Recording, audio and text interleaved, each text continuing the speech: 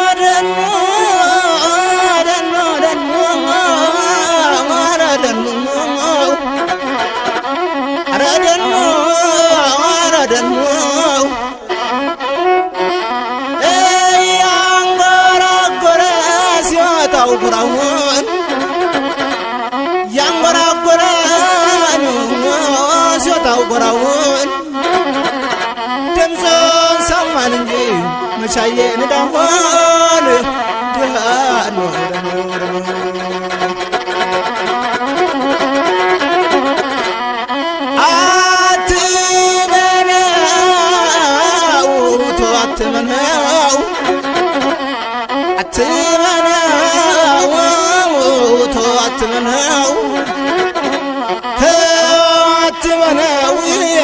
ደራሾ አጥር ላይ ገራል እንደ ዘንጋዳርሾ ነው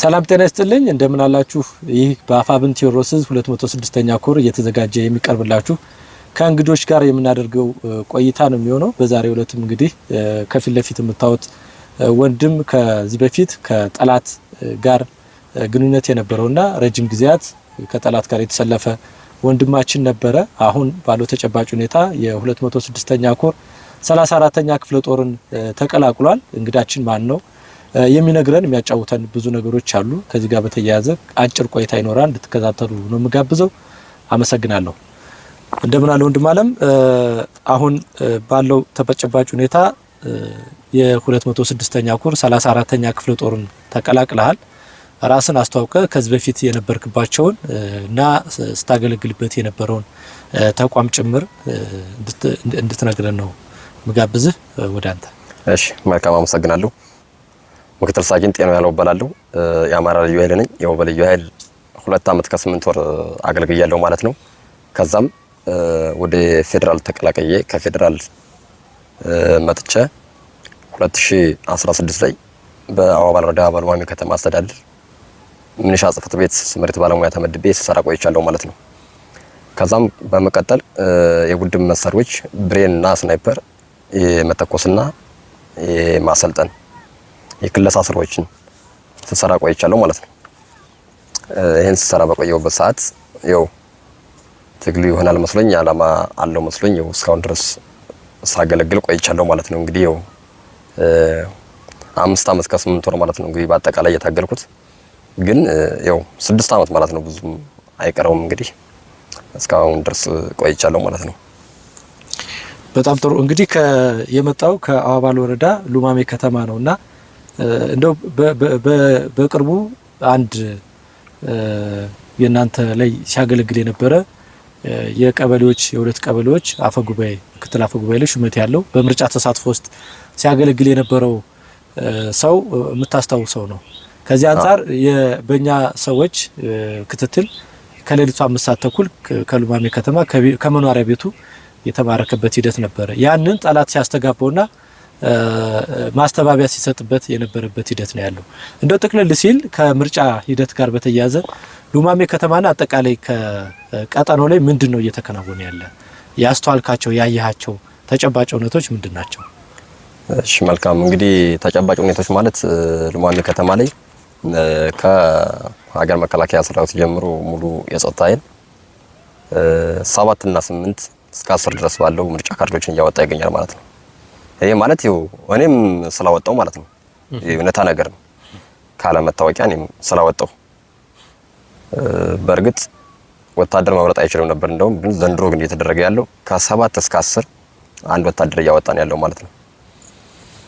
ከዛን ሲቀጥል የሀገር መከላከያ ሰራዊትና አድማ ሙሉ የጸጥታ መዋቅሩ የዋዠቀ በመዋሉ አኳያ ተማሪዎችን ከ5ኛ ክላስ እና ከ6ኛ ክላስ ጀምሮ በየትምህርት ቤቱ እየገቡ እስከ ሃይስኩል ድረስ እየተገደደ ካርድ እየሰጠን ያለ 4 5 6 ሴትየዋ ሳትኖር ልጅቷ ሳትኖር ስም ከናያቷ ተመዝግቦ ካርዱ የሚወጣበትና የሚሰጥበት አግባብ ነው ያለ። ይሄ በአዋባል ወረዳ በሉማሜ ከተማ የምናደርገው ነው እንበልና ለምሳሌ በጣባይ ጉድና ቀበሌ ማለት ነው በሉማሜ ከተማ በየካይት ቀበሌ የሚደረገውና የሚፈጸመው ነው። እኔም አስፈጻሚም ስለነበርኩ አብሬ የጸጥታ መዋቅር ሆኜ ግዴታ እያስገደድኩ ሰጥ ስለነበር አብሬ ማለት ነው።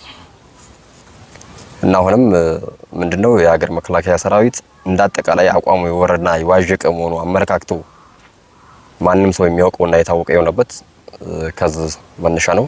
እንግዲህ ስርዓቱ ያስጠላኝ ከዚህ ጀምሮ ነው።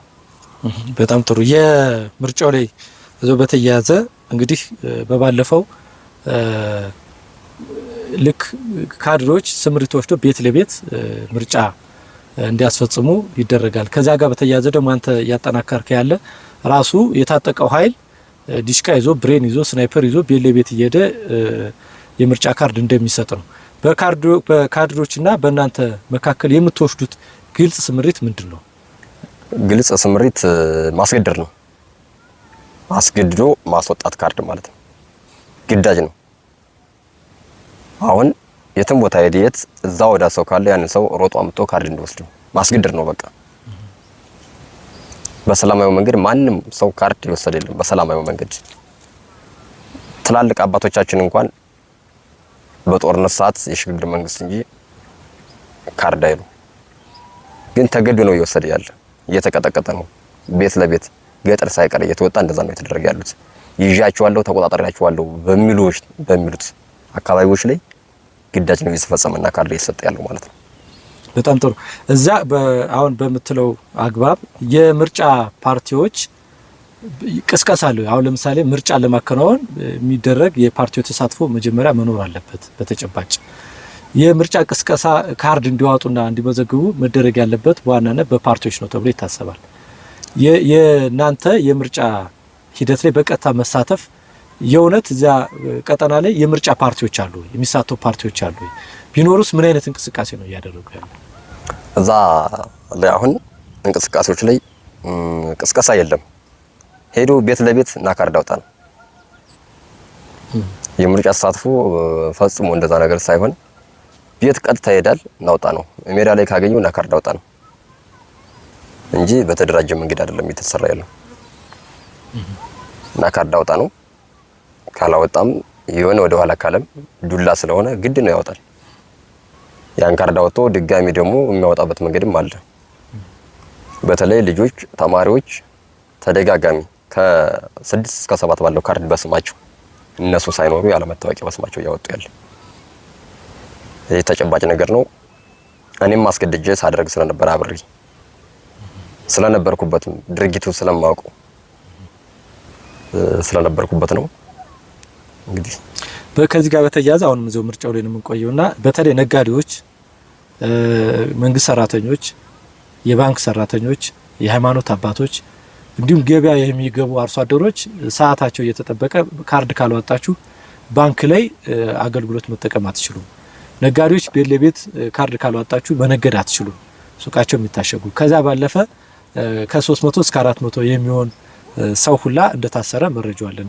ከዚህ ጋር በተያያዘ የተፈጠረው ነገር እውነት ነው ወይ? ከዚህ ጋር በተያያዘ ከነጋዴዎች ጋራ አዎ ትክክል ነው።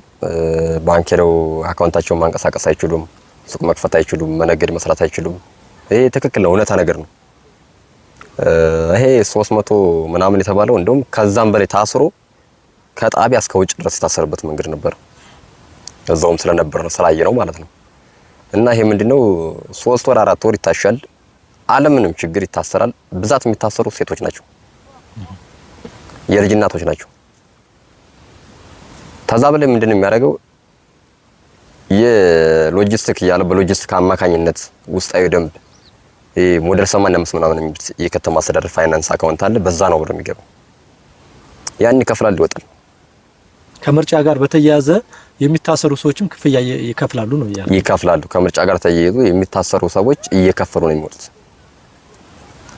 የሚወጡት። ይሄ ትክክል ነው፣ ግልጽ ነገር ነው። ስለነበርኩበት እኔም ስላየሁትም ነው። በጣም ጥሩ። እንግዲህ ያው በተጨባጭ ህዝብ የሚያውቃቸውን አንተም የነበርክባቸው ነገሮች ነው በምስክርነት እየሰጠኸኝ ያለው። ከዚህ በላይ ማረጋገጫ ሊኖረን አይችልም።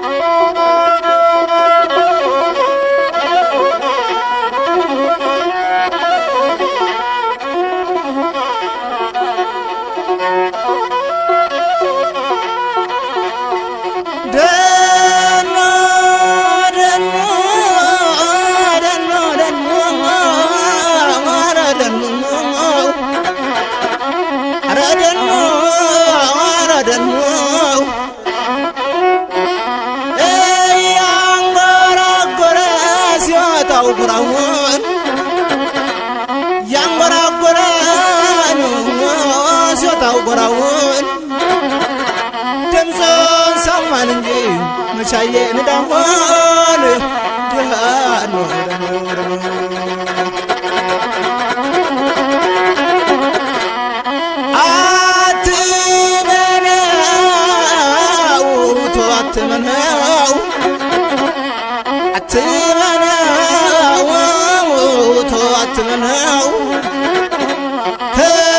አትመነው የመንደሯሾ አጥር ላይ ይቀራል እንደ ዘንጋዳርሾ